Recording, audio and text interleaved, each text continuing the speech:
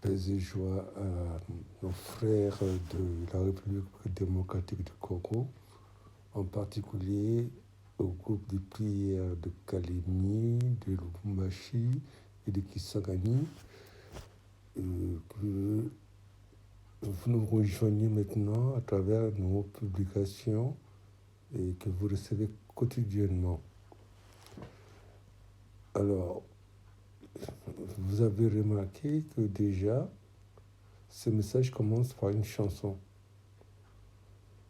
Il est dit souvent que chanter, c'est prier 2 fois. Oui, si je chante Johnny Hallyday, je ne prie pas. Si je chante Kassav, je ne prie pas. C'est pourquoi souvent, je vous dis toujours, appropriez-vous les paroles de cette chanson. Et je faisais un enseignement un jour en Guadeloupe. Et puis ils ont commencé à chanter « Que vive mon âme à te louer ». Tu lui as posé une lampe, une lumière sur ma route. Ta parole, Seigneur, ta parole, Seigneur. J'ai posé la question, mais est-ce que vous avez compris ce que vous chantez? Oui. Mais la parole était claire. Tu as posé une lampe sur ma route, et cette lampe, c'est la parole. Voyez-vous, dans la journée, nous voyons parce que nous avons la lumière. Mettez-vous dans une chambre, par exemple la nuit, ouvrez vos yeux. Si vous n'avez pas de la lumière, vous ne voyez rien, même si vous avez des yeux ouverts. Or, pour nous chrétiens, notre lumière, c'est Jésus. Mais Jésus, c'est le verbe fait chair. C'est la parole. C'est lui qui illumine notre vie. Alors, donc, déjà, la chanson nous permet de rentrer dans la méditation avec la parole. Ça, c'est une première entrée. À partir du chant, restez, écoutez les paroles, appropriez-vous ces paroles. Ensuite, vous aurez remarqué que je vous donne toujours 5 textes de méditation.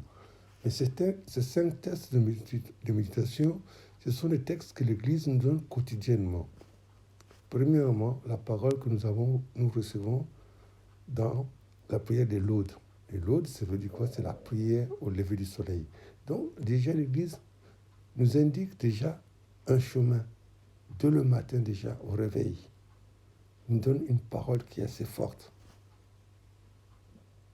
Et ensuite, nous avons les 3 paroles de la messe pour le jour ordinaire, sinon 4 paroles pour le dimanche. Nous avons la première lecture, les psaumes, et puis l'évangile.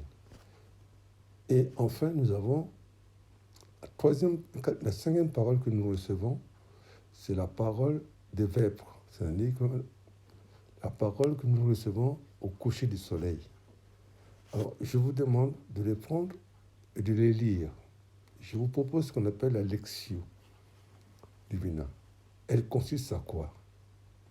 Elle consiste à demander à l'Esprit Saint, parmi les 5 paroles que je vous donne, enfin les 5 textes de méditation, celle que l'Esprit Saint vous montre. Le passage que l'Esprit Saint vous montre, sur laquelle vous allez méditer. Et pour faire la Lectio, c'est quoi? C'est, vous prenez le passage que vous avez à méditer, vous le lisez 1 fois, lentement, 2 fois, lentement, 3 fois, lentement, et vous fermez les yeux. Vous vous laissez rejoindre par un mot qui vous a touché dans cette lecture, un bout de verset ou un verset. Vous devenez un peu comme les 2 disciples d'Emmaüs qui disaient notre cœur n'était-il pas brûlant quand tu nous parlais des Écritures? Parce que Jésus dit, si ma parole demeure en vous, tout ce que vous demanderez à mon Père, il vous le donnera. Le mot demeurer, il est simple, c'est rester. c'est rester. Rester dans la parole. Mais demeurer aussi, dans demeure, il y a la maison. Je dis, voilà, si quelqu'un m'accueille, je viendrai dîner. Voici, je me tiens devant ta porte et je frappe. Si tu me laisses entrer dans ta maison, je viens dans ta maison. Et lorsque Jésus vient dans notre maison, il vient nettoyer notre cave. Et il nous apporte l'assurance. Même s'il y a la tempête, il va apaiser la tempête. Parce c'est lui qui crée. Souvenez-vous, dans la tempête apaisée, il dormait, mais les apôtres ont eu peur. Et Jésus a ordonné à la tempête de s'arrêter. Vous savez, il y a cette belle chanson qu'on chante. Il n'a pas dit que tu coulerais, il n'a pas dit que tu sombrerais, il a dit allons de l'autre bord. Donc, dès l'instant qu'on accueille Jésus, il vient transformer notre vie, il vient transformer notre regard. Et puis, si on était parfait, Jésus ne serait pas venu. Justement, il dit, sans moi, vous ne pouvez rien faire. Donc, nous avons à accueillir Jésus. Alors, déjà, ces parties-là sont importantes, voyez-vous. Mais ensuite, remarquez, je ne vous donne pas de passages, mais je vous donne des références pour apprendre à lire les références. Vous savez, dans le monde chrétien, il y a les références de nos frères protestants et nos références à nous catholiques. Voyez-vous, par exemple, si je prends un passage, je dis Luc chapitre 1, versets 1 à 4, pour nous les catholiques, je vais mettre LC 1,1-4. Chez nos frères protestants, il faut mettre 1, 2 points. 1, 4. Souvent, je vois beaucoup de frères catholiques, ils reprennent souvent le passage, parce que, enfin, en général, nos frères protestants, ils travaillent beaucoup, c'est vrai. Ils reprennent le passage que les frères ont mis, et souvent, c'est 2 points. Non, nous sommes catholiques. Bon, je comprends quand il s'agit que nous sommes dans un groupe œcuménique, d'accord. Mais si nous sommes qu'un groupe, puisque nous disons renouveau catholique, mais utilisons nos propres références. Hein?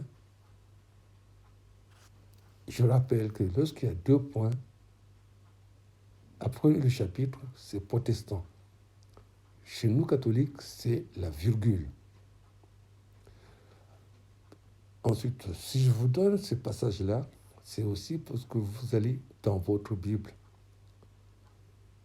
Hein? À force d'aller lire le passage, on finit par voir plus ou moins où se trouvent les différents livres. Quand on vous dit l'épître de Jacques, il y en a qui vont chercher au début de la Bible. On voit tout de suite qu'ils n'ont pas l'habitude de leur Bible. Et puis, souvent, nos Bibles sont quelque part dans un petit coin plein de poussière. Non, la Bible doit être un livre de chevet qu'on doit ouvrir chaque jour. Donc, alors, voilà. Donc, beaucoup de choses. Hein. Donc, par rapport au texte que je vous donne. 1. Le chant. 2. La connaissance de la parole de Dieu. Les références. Allez chercher aussi, vous habituer à votre Bible. Et puis, la méditation. Puis, la prière, en fait. On va apprendre aussi à prier. Parce que prier, ce n'est pas réciter. Prier, c'est rentrer en communion avec Dieu, dans le cœur de Dieu. Il y en a qui croient qu'il suffit de dire, de parler. Mais non, Dieu veut nous rejoindre dans notre cœur. Et souvent, même, dans notre cœur, ce que notre bouche dit n'est pas conformité avec notre cœur. Je vais vous donner un exemple simple. Je peux vous dire bonjour, je vous tends la main, je dis bonjour, et dans mon cœur, je suis en train de dire, si vous pouvez mourir, vous voyez, on n'est pas dans la vérité. Or, Dieu veut que ce que nous disons de notre bouche soit en unité avec notre cœur. Parce que Dieu sonde notre cœur.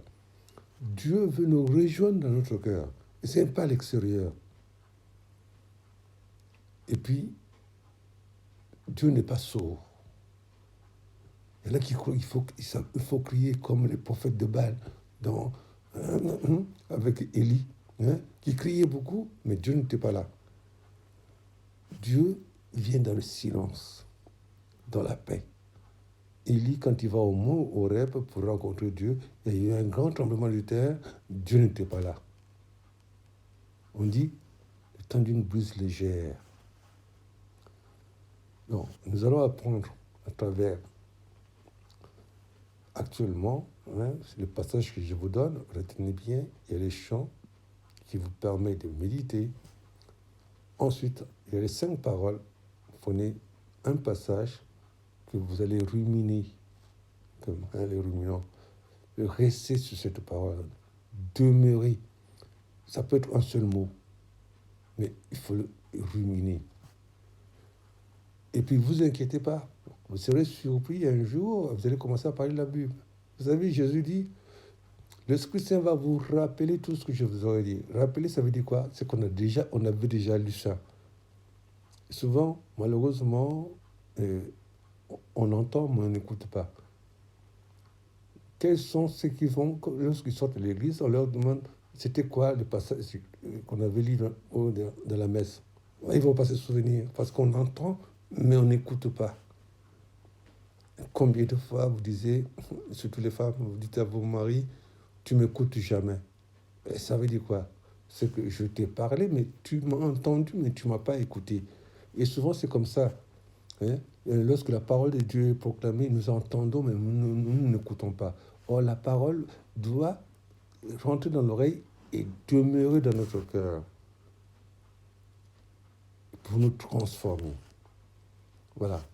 Donc, je tenais à vous le dire avant qu'on commence le parcours, parce que justement, on va utiliser tous ces petits éléments que je viens de vous dire pour aller en eau profonde à travers l'enseignement de prier notre Père, qui est en fait une prière de guérison intérieure. Les mots sont importants, il faut rester sur tout cela. Que Dieu vous bénisse et à bientôt. Alors, nous allons faire justement ce parcours dans la deuxième semaine du mois de février, qui va prendre à peu près 10 jours, en parallèle avec le message que vous recevez aujourd'hui. Allez, que Dieu vous bénisse. À bientôt. Amen.